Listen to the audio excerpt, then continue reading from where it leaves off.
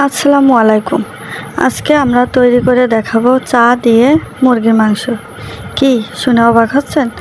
অবাক হওয়ার মতোই। চা দিয়ে মুরগির মাংস রান্নার রেসিপি হয়তো আপনি আগে দেখেননি, আজকে দেখুন এবং শিখে রাখুন।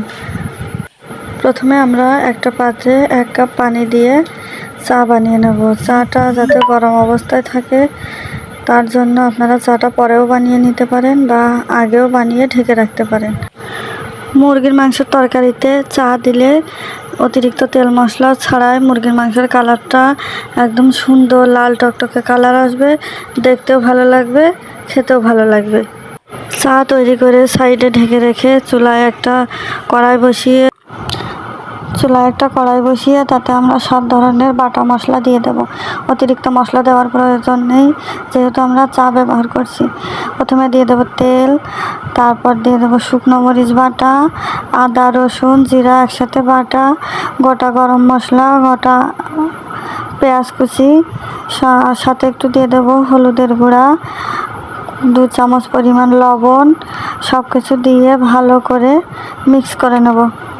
সবগুলো মশলা একসাথে মিক্স করা হয়ে গেলে দেখবেন সুন্দর একটি কালার আসবে। এখন আমরা দিয়ে দেবো কেটে ধুয়ে পরিষ্কার করে রাখা মুরগির মাংসগুলা দিয়ে ভালো করে নেড়ে চেড়ে মশলাটা মাখিয়ে নেব মুরগির মাংসের সাথে। মাংসটা মাখানো হয়ে গেলে এখন আমরা চুলার জালটা অন করে দেবো। এতক্ষণ আমাদের চুলাটা অফ ছিল। চুলার জালটা অন করে দিয়ে দেবো গরম গরম ধোয়াটা চা, 3-4টা মতো গোটা রসুনটা অপশনাল, আমরা চাইলে দিতেও পারেন না দিতে পারেন।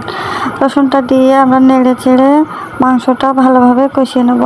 মুরগির মাংস থেকে দেখুন কিভাবে তেল ছেড়ে এসেছে। এরকম এই তেলে নেড়ে চেড়ে ভালো করে শুকনো করে কষিয়ে নেবেন। মুরগির মাংস যত কষাবেন তত বেশি মজা হবে। মুরগির মাংস থেকে অনেকটা পরিমাণ পানি বের হয়, তাই আলাদা করে পানি দেওয়ার প্রয়োজন নেই, যেহেতু মাংসটা আমি ভুনা করব। এক্সট্রা কোনো পানি না দিয়ে ভালো করে নেড়ে চেড়ে কষিয়ে দেখুন মুরগির মাংসটা শুকিয়ে এসছে।